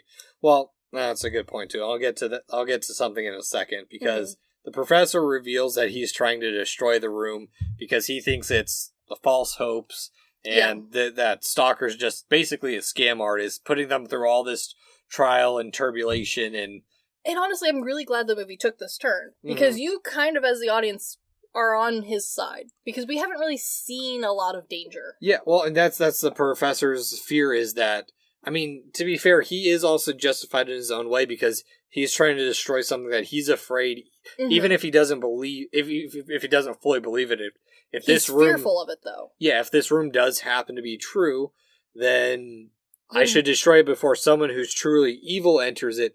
Or what if the government takes a hold of it? Which is hilarious, because the government already has it. Like, they had to sneak past the government to get here.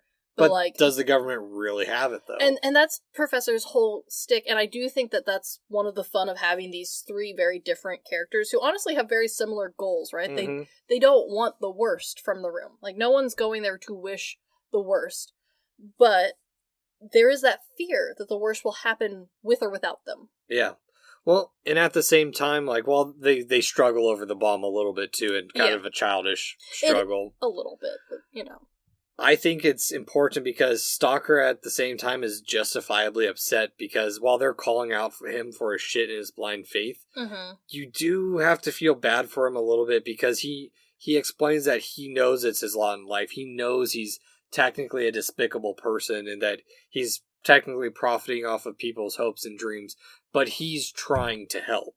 Yeah, and I do think that is well explained throughout the movie. Like, it doesn't feel like an out of left field desire. I think it makes his conversation with his wife make a lot more sense, why he's back doing this. He feels called to do it, as opposed to, like, it's because it's clearly not making him that much money. Because he says he's brought countless people through. And granted, even if a lot of those people were before the imprisonment, like, they're not his first, like, new hires from being released. He's done this a few times. Wife has finally caught him, sort of thing. And, like, caught, yeah. Like, it's clearly not making them a shit ton of money, because otherwise they wouldn't have water all over their frickin' floors. They're wood floors with big ass holes in them. It's not like a concrete floor where there's nowhere for the water to go. I love that. I love that you're bitching about the water zone, or the water on the floor, comes from Gene's and the architectural damage that it's doing to the building. Architectural, they live in the, and it's clear that, like, no one's living happily, right? But, like, he's clearly the worst of the worst, because even, like, at the beginning, the other characters have money for alcohol, and, like, good alcohol, and he changes that out for cheap beer. One of them's trying to convince a pretty lady with a car, to, like, come on with him, and, like, he feels comfortable with it, and Stalker's clearly not. He's like, oh my god, a car. Holy shit. Or I think he more so doesn't want another unknown person into this area. Very true, but she's also clearly, like, a classy lady who's not ready to be hiking through the woods. Yeah, also, why is she there? She's dressed a little too nice for that part of town. She definitely is, but also, like, everywhere seems like the shit part of town, and he just lives in the shittiest apartment in the whole city. Or is she a government agent trying to track him down? Honestly, very possible. Very, very possible. But, like, this gig is clearly not making him enough money to justify constantly doing it. Because he had a job. His wife talks about how, like, you had a job. It paid okay. Like, yeah, the hours weren't super great, but, like, you were home. I saw you. I weren't worried about your death. And, like, we had enough money for, like, food. And, like, he's like, no, this is my calling. This is what I have to do. Yeah, he's driven to it. Yes, with my wet jeans. Yeah. But ultimately, the professor sees it as pointless, dismembers the bomb, and throws it into the water that's nearby, which... Again, water. Showing up again. Quiet, and then the room begins to rain, which... I wonder if the room, if they had gone into it, if it would have been bad or cleansing, and maybe we've misinterpreted the water this whole time. That is the question for watching this film several times in a row. Yeah. The discovery is through journey and not by some magic place, because... That's true. It was the people we met along the way. Yes. The One Piece. It was the friends, honestly. Yeah. Which, we get a fish and oil, and the whole area is soured now. I like the visual kind of corruption of what was supposed to be a somewhat pure place is now... no, it was meant to be, like, the heart of the zone. Yeah, but it still had a bunch of, like, trash laying around. Well, that's... broken light bulbs or something. Everything here does, yeah. But from here, we cut to the pub, and the wifey is there to pick them up. No, not really different from before. other than they have a dog, which was only supposed to be there as a symbol for they went to the zone and came back from the zone. And again, this is where a lot of people's fan theories on the dog's representation and symbolicism. Some people saw it as a symbolic, like, I guess it has been used in literature past as a symbol of depression. Some people saw it as a symbol of, like, the zone's constant present on his mind and in his life. Other people saw it as his ties to, like, the natural world and how he can't leave it. Like, it depends. It depends on who's watching it and what you think. Because honestly, like, the dog's just, literally, by director's own words, it's just there. Yeah. We had it. Well... And, you know, I put it in, it felt right, it felt like the thing to do. And I'm like, yeah. Yeah, and while Stalker is feeding the zone, basically. Yeah. Feeding his maybe the dog's representation of his habit. Yeah, it might be. It's a great, like, open-ended reference. I love it. Yeah. I also appreciate that the somber tone of everyone in the room, where the bar was originally kind of jovial because Ryder was getting them beer and talking philosophy. Everyone has changed. Even Stalker feels like he's changed in this area. The other thing that's very interesting, and it's not like they overplayed it, it's just an emphasis of what we've gotten used to. We got very used to the nature ASMR sounds that were then amped up by this very synth-style music. Those noises have, for the most part, stopped, and we are back to, like, loud, crunchy noises, with the occasional synth vibe happening. Yeah. And it's not a constant synth noise, it's very, like, traditional instrument style, so, like, it feels silent. Even when there is sound and, like, stuff happening. Yeah, it feels like you're out at nature, kind of. Yeah. Or just in a very quiet part of a city. Yeah, no, it feels very much like when you have been staying somewhere very loud for several days and you finally get away and you don't realize how much your brain had been filtering that out. Yep. And while Stalker leaves, we do get a return to color because there's a thought that the daughter is the extension of the zone in faith, but I've had, like, a little bit of turn of heart in that, because that's what I thought, too. Sure. I think it's the only time we see color is when Stalker is truly happy, and so him being back with his family again is happy, where even though, like, the reality's crisp, it's not covered in fog, it's still kind of depressing. They're not far from a factory. There's some nature around them still. A little bit. They still live underneath a train. Yeah, but once he's back home, it's black and white again. That's true. A lot of people have had a lot of different interpretations on the daughter in the last scene being able to push the bottle with her mind. And honestly, it's another one of those open-ended, like, it depends on, I think, who's watching it. The director talked about how, to him, the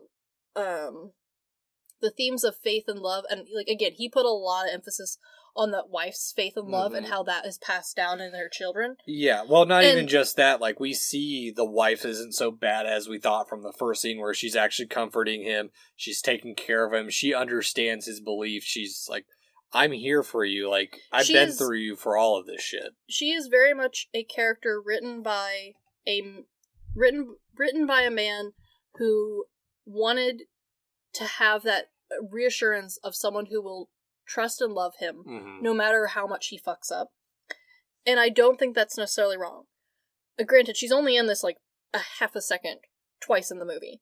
But I do think that his emphasis on having her be a real character, and in his mind, a driving force for Stalker, and the entire story as a whole, and her interpretation of his main two themes, love and hope, I do think add a lot of safe when a lot of people then change and look at her child with him. And that can, for him, that was what it was her ultimate love and faith and his mixed emotions producing their child with, and like the zone's influence on that. Well, and on top of that, it's her faith in him, which also shows that Stalker's maybe not as great as we thought he was, or as much as we had hoped he was, I think. Yeah, because she even asked, well, why don't you take me? Because he's like, no one else will ever come again. And she's like, well, I'll go. And he's like, no, I can't take you. Yes, and it is something that, like, some people have leaned a little heavily on about, like, there's a theme running where, like, two women, honestly the only two women in the movie, are both rejected from going to the zone. One says no, the other is not allowed. And so some people have made some ties there, which honestly, like, sure, why not? Like, there's no wrong answer, I don't think. The priesthood of the zone. I mean, and for some people, like, that used to be a way of thinking, right? Was, like, only a man can truly understand this level of faith and religion. Yeah, the only place we've seen the wife is picking her husband up from the bar, in bed, and the kitchen. Well, you know, they live in a 2-bedroom squalor, so homegirl doesn't have a lot of options here. But, like, it is an interesting symbolic, like, system that I honestly do think that, like, there's no wrong answers. It depends on who you are and, like, what you're thinking about at the moment, and honestly, who you're concentrating on. Clearly, the director, when he was writing and directing, his thoughts was on the wife and her character, despite her not being in the movie. Other people see it mostly from Stalker's point of view. Other people see it more from, like, a 3-man party sort of style. And other people look at it very much as, like, this outside force, which you could say is from, like, the Zone's point of view. Like, you are seeing 3 outsiders come in. Yeah. So, yeah, I don't think there's a wrong answer to this. No, it's very much, again, I keep referencing Guillermo del Toro's commentary on... It does have a similar vibe. Yeah, it's a movie that you take out of it what you put in or what you view from it. Because, like you said, like, the wife's helping out. Yeah, it might be a sexist view that, hey, she's helping him even though he's not really that great of a person. Yeah. But it's her devotion and her faith in him that allows her to carry on and kind of allows Stalker to carry on because he doesn't want her to be hurt or their child to be hurt. Sure. And then, well, also maybe it's selfish on Stalker's viewpoint too, because maybe he's afraid that if he takes her true desire isn't him anymore. Yes, a lot of people also made that connection. And then once again, people made that jump to the Chernobyl because the daughter has super abilities at the end. Or maybe the daughter's the second coming. Yeah, no, like, there's a lot of, like, reinterpretations. Again, like, I don't think there's a wrong answer, and I think that's part of the fun of this movie. Granted, it is a lot to get through. Yeah. It's not the worst. We've definitely covered worse. You've made me watch worse. It is a beautiful movie to get through. However, unlike other very artsy movies that are at least in a language that I, like, conversationally can listen to, like Spanish for Pan's Labyrinth, or even, like, some light Italian films that I can listen to, I don't know any Russian. I don't know any conversational Russian, so the only words that I understood were Stalker and Zone. And even then, sometimes those were the Russian version of the word, and I missed them completely. So you do have to be, like, physically watching this movie. Granted, it's beautiful, so it's not a chore, but it is 2 hours and 40 minutes of watching. Yeah, no, it is a lot. And also, this is the ending is the last little bit that we have of actual music as That's true, Fortuna plays. Which honestly is a very good little, like, send-off, because it's also the only recognizable music in the whole movie. And I like that. I understand that later on, the Russian movie people decided that it needed more music. I disagree. I kind of like it where this is it. You honestly forget there's music at all happening in this film until O Fortuna happens. Exactly. And honestly, with Stalker, I don't know. That's the end of the movie, but it is. It's one of those ones where I wish I didn't read the interviews, because Tarkovsky stated in 1986 that the Zone doesn't exist. It's Stalker himself who invented the Zone. But we've talked about directors like this before. Yeah, where they've come back through and they're like, well, this is how I really feel. And you can just kind of, like, disregard that if you'd like. Well, and also in his 1979 interview, he said that the Zone represents the place where desires can be satisfied. So, in theory, the Zone is a place of satisfaction, and, I mean, but also, if it's all in Stalker's head, maybe it's his faith that gives the purpose to it, because Stalker is satisfied outside in nature and also around his daughter and family for brief moments. Sure. And he also brought up that work makes Stalker happy, which... I can see that, though. Yeah, he's the last idealist, and he's basically a prophet who believes that humanity will perish for lack of spirituality. Yeah, I do think this is one of the ones where, like, if you have not before delved into an artsy film, I do think this is a good, like, getting started one. Because if you really need, like, a conclusive what the director said sort of thing, this one has that. Granted, he said it much later, and if you're a person who has watched several of these artsy movies, you know that we don't take the later sayings super duper seriously, because this is a thing that happens with directors. You will be contaminated by other people's interpretation of the thing you created, and you will have had time to think about the thing you created. That doesn't necessarily change other people's experiences with the thing you created, though. And we've talked about that before, with how, like, directors feel like it was time to tell the world how the top truly stopped spinning, or, you know, some nonsense like that. And then other directors have, you know, made the choice, like, no, I know what it is, but you don't need to know, it's up to you. And I do think most directors land somewhere between the two, right?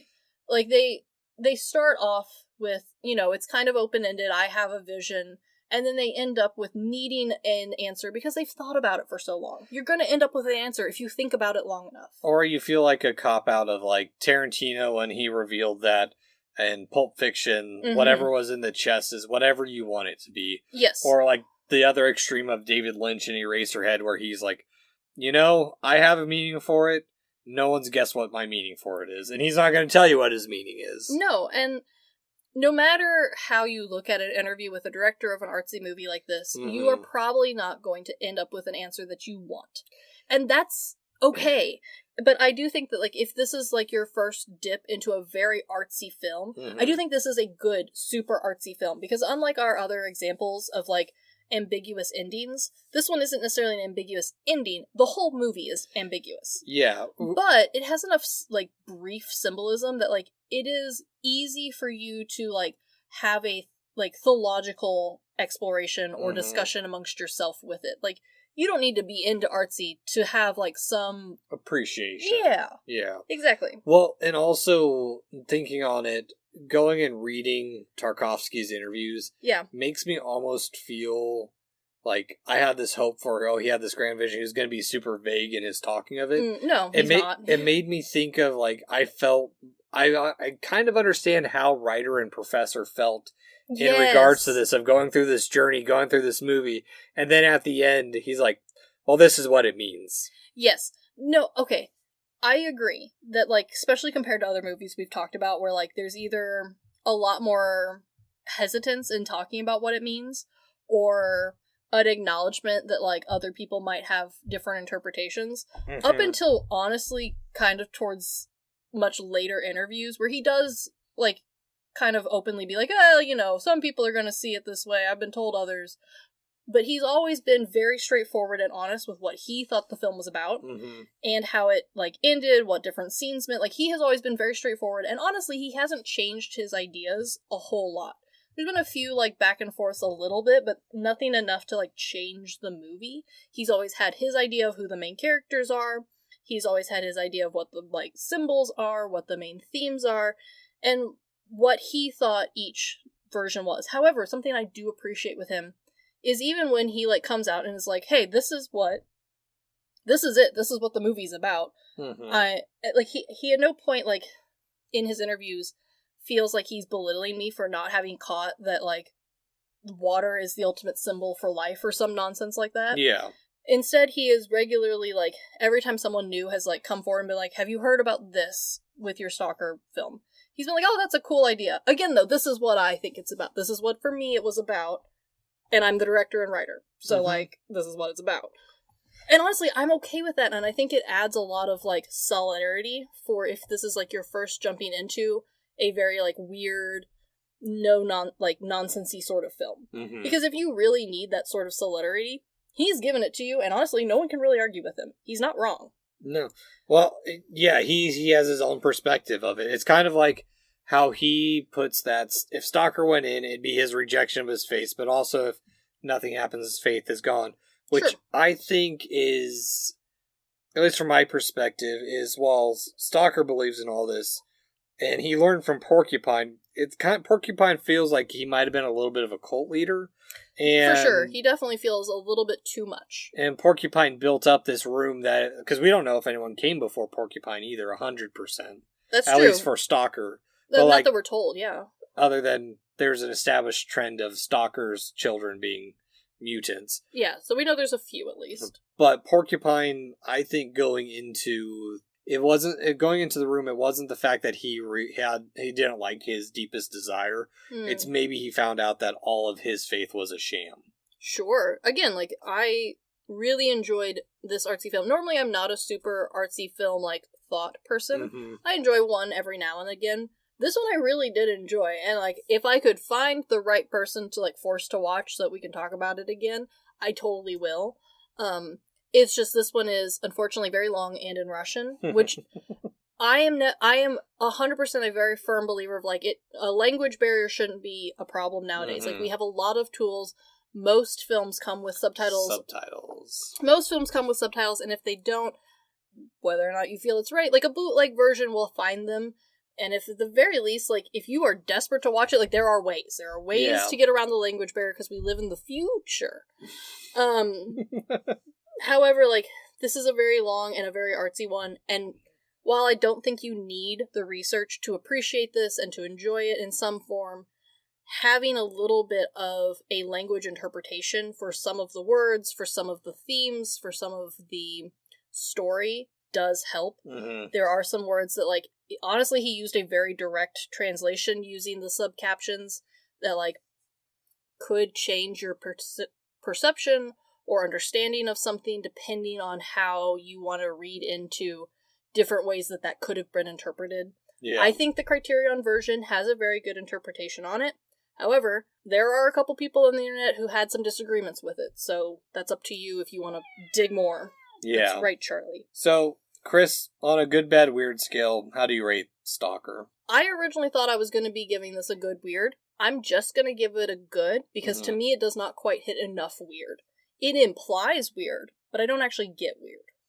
Yeah, I think I'm going to be divided from you on this. I still think I'm going to give it a good weird. I totally understand. Status, just because it is such, for as minimal as this movie is, it's so compelling. It is. And that's what, in my opinion, makes it weird, is that... Sure. No, for sure. Beautifully shot, all over the place a bit, but I appreciate that all over the place because it does 100%. Make it more interesting and something to talk about rather than like, yeah, it was good. We enjoyed the cinematography. It was pretty. But I don't have an answer for any of this movie. And even then, even if you had an answer, someone else would have a different one. Yeah, it's going to be like Eraserhead all over again for me. For sure. But whereas with Eraserhead, I fully like leaned in with the weird feeling. For me, for this one, I'm missing the weird aspect. Yeah, I totally see where you're coming from. You're missing the micro chicken that shits while you cut it. Yes, exactly. Yeah. Yes, I am. So, would you recommend Stalker? I would. I don't think that necessarily everyone must see it. However, if you are even remotely interested in, like, an art exhibition, like if you regularly go and see some art on the wall at a museum, this is a movie that you will enjoy to some extent. I don't think it's something you need to add to your collection, but it is a very easy movie to get a hold of. There's lots of different, like, ways that you can rent this. I think Amazon Prime, you can rent it for, like, $4 or something. YouTube has it for free. The Criterion version is honestly not that hard to get a hold of, and it is very nice and very good. It comes with a lot of extra bonus bits that are always nice. So yes, I would recommend this. I'm not going to force anyone to watch it, though. What about recommend it to a Christian audience? Yes, I would. But I would not... I would recommend this and lightly describe it and give, like, a quick, like, warning, like, hey, by the way, this is in Russian, it's a very artsy film, watch it like you would if you were going to a modern art museum, and come out with, and then come and we'll have coffee, we'll talk about what you thought you saw, but I would not necessarily portray this as a quote-unquote Christian movie. Not in the same way that I know people who are looking for that, like, hashtag Christian film are looking for. Especially because this talks about a lot of topics in a very loose and roundabout way that leaves a lot of room for interpretation in ways that I don't think a promoted hashtag Christian film is wanting to do. However, this movie, depending on your point of view, depending on your religion, your lifestyle, I do think you're going to get something very different from this. So if you can get like a book club kind of group of people to watch this all together and then talk about it, that is honestly peak version of watching this movie. Yeah, I don't know how much I'd recommend this one. I think I'd recommend it more towards artsy film viewers. Sure. I don't know if I'd recommend it towards like your average Joe or, hey, let's watch this for lads night. Sure. I think it's a very secular group of audiences that I would recommend, or viewers that I would recommend this to. Sure. No, I totally get that. Yeah. So, but now it's time for that time of the podcast, the 3 degrees of Takashi Miike. Technically, you've already won, but... For posterity's sake, we've only got, after this, 2 more, so... The rules again, for those who are new, 3 degrees to get to Takashi Miike. It has to be a movie connection. I can't use the same movie actor or director twice, or writer. As well, I have to try and make the point as thematic and any of the ties as thematic as possible as I can. So we are doing a month of Takashi Miike next year. I'm excited for it. And for this one, I went with Anatoly Soloninsky, who portrayed Professor, who was in The Love of Mankind with Anatoly Romashin. Okay. Who was in The Way of the Gold Medal, who was with Tetsuro Taba. Okay, there we go. Who was in Gozu, directed by Takashi Miike. A fever dream of a movie about self-discovery with a little bit of religion mixed in. I'll take it. You did it. I'm impressed, honestly, because this movie was... The cast list was a lot of people that I was not familiar with, so I'm very impressed that you made it. Yeah, this also crosses Tamba and Gozu off of our list for this year, so... Oh, no. Oh, no. So pigeonholed myself. Well, good job. Congratulations. Yeah, so... Anywho, this has been the Good, the Bad, and the Weird podcast. Thanks for listening. Peace!